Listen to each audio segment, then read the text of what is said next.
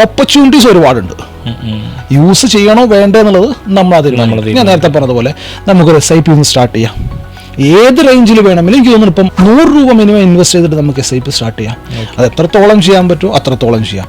Especially ഇപ്പോഴത്തെ സമയത്ത് എത്രത്തോളം ചെയ്യാൻ പറ്റുമോ അത്രത്തോളം ചെയ്യാം. കാരണം എന്താ വെച്ചാൽ മാർക്കറ്റിൻ്റെ ക്രാഷ് എന്ന് പറയുന്നത് SIP ഇൻവെസ്റ്റേഴ്സിൻ്റെ ഗോൾഡൻ പോയിന്റ് ആണ്. സോ അവർക്ക് കുറഞ്ഞ പ്രൈസിന് എന്ത് കിട്ടുകയാണ്, ഈ ഒരു പിന്നെ അവർ 1500 കൊടുത്തിട്ടുണ്ടായിരുന്ന യൂണിറ്റ് ഇപ്പം അവർക്ക് കിട്ടാൻ പോകുന്നത് മേ ബി 750-800 രൂപയൊക്കെ കിട്ടും. സോ ഇപ്പോൾ എത്രത്തോളം ആഡ് ചെയ്യാൻ പറ്റുമോ ഞാൻ പറയാം. ലെറ്റ്സ് മന്ത്ലി 25,000 SIP ചെയ്യുന്ന ഒരാളാണെന്നുണ്ടെങ്കിൽ എൻ്റെ അഭിപ്രായത്തിൽ ചോദിച്ചു കഴിഞ്ഞാൽ ഞാൻ ഇപ്പം × 3 ആയിട്ടാണ് പോയിക്കൊണ്ടിരിക്കുന്നത്.